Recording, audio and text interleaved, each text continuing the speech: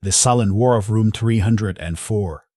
The air in the lobby of Hotel Imperial does not circulate so much as it presses.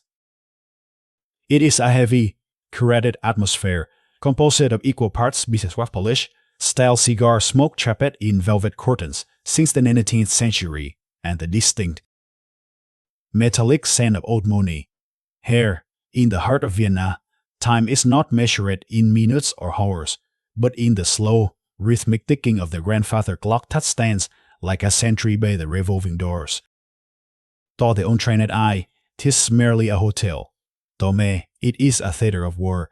I stand behind the concierge desk, a mahogany barricade polished to a mirror sheen. Watching the combatants enter, my uniform is impeccable, me smile is fixed, but me mind is taking notes. I am an anthropologist in a waistcoat, documenting the endless, silent collision between the old world and the new. You see, a hotel lobby is a liminal space. It is a border zone where cultural tectonic plates grain against one another. And nowhere is the friction more palpable, more electric, than when a certain type of wealthy American traveler encounters the immovable object of European dignity.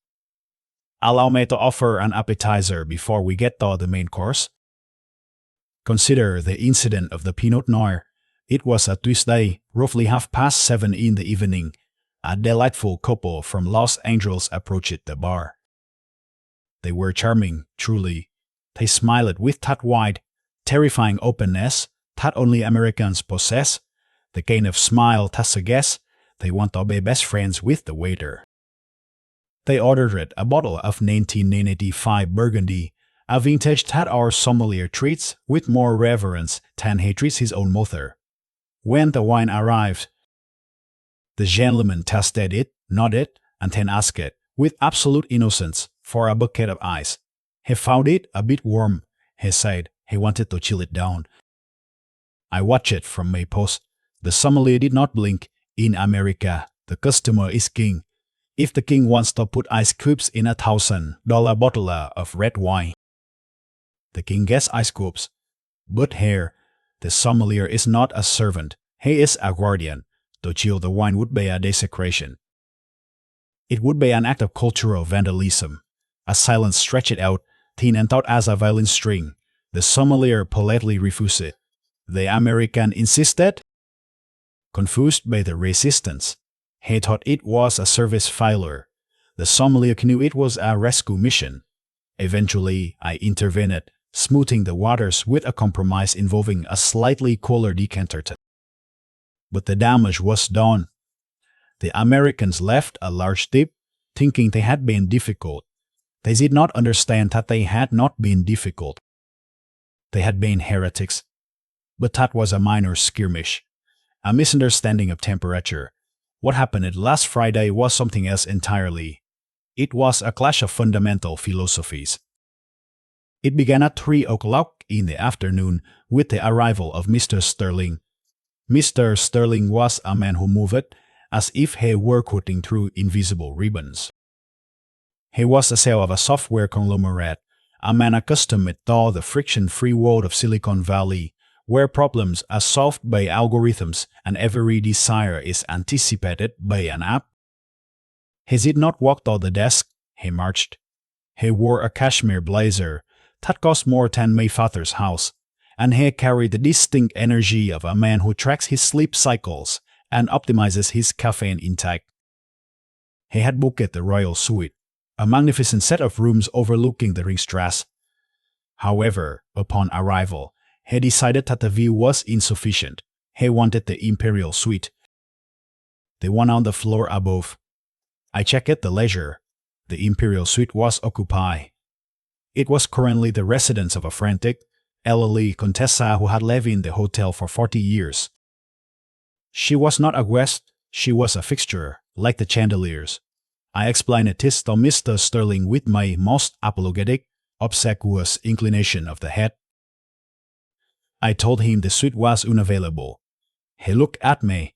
He did not look at my eyes. He looked at the space where he expected a solution to materialize. He pulled out a black titanium credit card and laid it on the mahogany counter. He did not slam it. That would have been too emotional. He placed it down with a soft, heavy click. Name your price, he said. The words were flat, devoid of question. I explained it again. It is not a matter of price. Mr. Sterling, the room is occupied by a long-term resident. He smiled. It was a cold, brave smile. Everyone has a price, he said. Move her. Upgrade her, send her to the Ritz. I do not care. I want that balcony. I felt the temperature in the lobby drop 10 degrees. My colleague. Gerhard, a man who has worked at his desk since 1982, stiffened beside me. To suggest moving the Contessa was like suggesting we relocate the Danube River for better feng shui. It was not just impossible, it was offensive. The Contessa was 89 years old. This was her home. A Chateau pivot. I offered him a complimentary dinner. I offered him access to the private wine cellar. I offered him the presidential car service. He cut me off. He leaned over the desk. The smell of his cologne, something sharp, metallic and expensive, filled my nose. Listen to me, he whispered. I am paying 3,000 euros a night. So you know what that means in the real world. It means yes. I do not want to hear about grandmothers. I do not want to hear about tradition. I want the room. Make it happen. Or get me someone who can. At this moment, the general manager walked out of his office, Herr von Amsel, a man of the old school, who wore a monocle not for affectation, but because he actually needed it. He saw the tension. He saw the black card on the desk. He saw the way Mr. Sterling was leaning into my personal space, violating the invisible barrier between staff and guest. Herr von Amsel approached. Can I be of assistance? He asked. His voice was like leaves crushing underfoot. Mr. Sterling straightened up. Finally, he said, Someone in charge. Your staff is refusing to accommodate a simple request. Herr von Amsel looked at the ledger. He looked at me. I gave a microscopic shake of my head. He looked back at Mr. Sterling. He knew exactly what was being asked. He knew the Contessa was upstairs, likely drinking her afternoon tea. The request, Herr von Amsel said slowly, concerned the Imperial Suite. Yes, Sterling snapped. I want it. Now, Herr von Amsel picked up the black credit card. He held it by the very edge, as if it were a soiled handkerchief. He looked at it for a long moment, then looked up at the American. The lobby had gone completely silent. The ticking of the grandfather clock seemed to roll louder, like a heartbeat in a panic room. Two bellboys stopped in the tracks. A woman drinking coffee in the lounge lowered her cup. Mr. Sterling, Herr von Amsel said, his voice dropping to a register that vibrated in the floorboards. In this establishment, loyalty is a currency we value higher than titanium. Sterling's face went red. A vein began to pulse in his forehead. He snatched the card back. Are you refusing me? He hissed. So you have any idea who I am? I could beat his building and turn it into a parking garage by tomorrow morning. He raised his voice. He was shouting now. The veneer of civilization had cracked. The American king was throwing a tantrum because the peasants would not bow. I demand to be served, he bellowed, his voice echoing off the marble columns. Herr von Amsel stood perfectly still. He did not flinch. He did not apologize. He simply stared at the angry man with a look of profound, terrifying calm. It was the look of a man who survived the Cold War and was not afraid of a software developer. Then, Sterling did the unthinkable. He reached out and snapped his fingers, inches from Herr von Amsel's face. The Imperial Suite remained occupied. The sound of that finger snap was not loud. It was a sharp, shrill crack, like a tree breaking in a dead forest, but in the acoustic perfection of the lobby, it sounded like a gunshot. Time did not just stop, it curled. In the United States, a snap of the fingers is a summon. It is a tool of urgency. It says, I am busy, you are slow, hurry up. But here, in the shadow of the Vienna State Opera, snapping your fingers at another human being is not a gesture of urgency. It is a declaration of war. It implies that the person standing before you is not a man, but a dog. I looked at Herr von Emsel. I expected him to blink. I expected him to flinch. I feared for a fleeting second that he might bow. Instead, he grew 3 inches taller.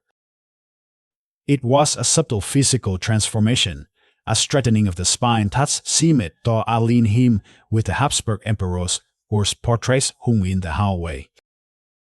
He slowly reached up and adjusted his monocle, securing it in place. Then, he clasped his hands behind his back.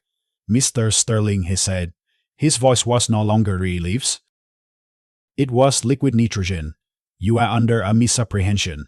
You believe you have purchased our room. You have not. You have merely leased a temporary space in our home.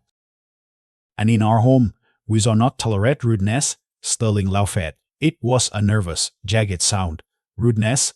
I am the customer. Customer is." Herr von Emsel raised a single hand. Palm out. The universal sign to stop. "The customer is a guest," he corrected. "And a guest who insults the host is no longer a guest. He is a trespasser." He turned to me. His eyes were hard, but the instruction was soft. "Cancel the reservation," he said. "Full refund. Do not charge a cancellation fee. We do not want his money." Sterling stood there, his mouth slightly open. The finger he had just snapped still hung in the air like a useless weapon. "What?" he stammered. "You can do that. I have a reservation. I have a confirmation number." "You have nothing," Herr von Emsel said. "Gerhard, please ask the doorman to retrieve Mr. Sterling's luggage. He will be departing immediately." "But where am I supposed to go?" Sterling shouted. His voice cracked. The bully was deflating. The power dynamic had inverted so rapidly he was getting the emotional bends. "There is a deli full hostel near the train station," Herr von Emsel suggested, turning his back. "They have vending machines. I believe they respond quite well to button mashing." Herr von Emsel walked back into his office and gently closed the door. The click of the latch was the final period at the end of the sentence. The lobby exhaled. He watched Mr. Sterling leave. He did not mark his time. He shuffled. The bellboys, usually so eager to assist, stood like statues. They did not help him with his bags. He had to drag his own Louis Vuitton suitcases across the marble floor, the wheels clacking rhythmically, a lonely sound of defeat. As he pushed through the revolving doors and vanished into the grey Viennese afternoon, I felt a strange mixture of pity and satisfaction. This creates the perfect opportunity to discuss what actually happened here. We did this interaction explode. To the American mind, a hotel is a product. It is a commodity. You pay a fee and in exchange, you receive goods and services. If the goods are flawed, you complain. If the service is slow, you escalate. It is a transaction. The staff are the interface of that transaction. In this worldview, the phrase, "the customer is king," is a binding contract. It means that as long as you have the ability to pay, your behavior is secondary to your willpower. But this is not a universal truth. It is a local custom indigenous to North America, in much of the rest of the world, and certainly in the historian hotels of Europe. Hospitality is not a transaction. It is a relationship. It's reciprocal. We are not selling you a bed.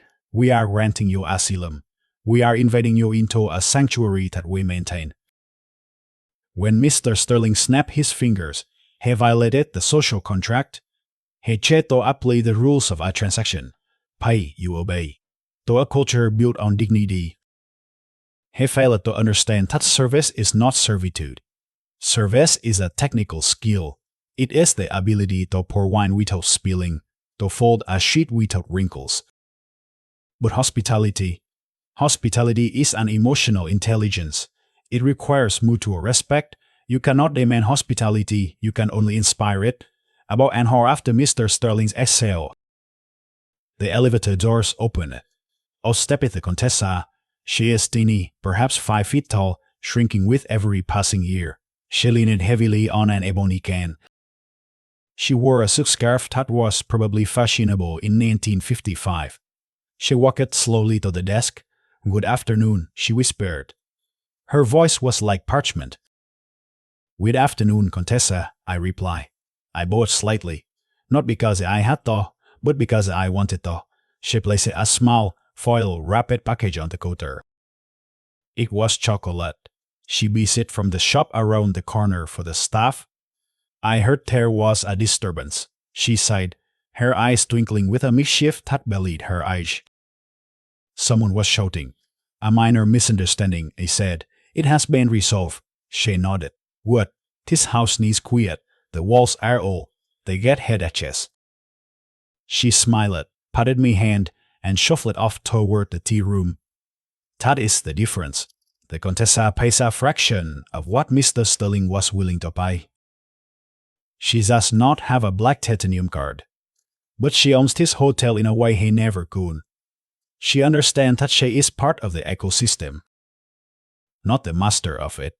So, the next time you find yourself at front desk, thousands of miles from home, remember the lesson of room 304. When you hand over your passport, you are not just checking in. You are crossing a border into a new set of rules. Observe him. Listen to the rhythm of the room before you try to change the music. If something goes wrong, and it will, because travel is just a series of beautiful disasters, do not slam your credit card down, do not raise your voice. And for the love of all that is holy, do not snap your fingers. Instead, lean in, lower your voice, smile. Treat the person across the counter not as a terminal, but as a gatekeeper. Because here is the secret that we concierges keep locked in our vaults. Right next to the good champagne, we can do impossible things. We can find tickets to sold-out operas. We can open kitchens that have been closed for hours. We can upgrade you to suites that technically do not exist on the website. We can do magic, but we only do magic for guests. We do not do magic for kings. I am the narrator, and this has been the Global Front Desk. Safe travels, and remember, behave yourself.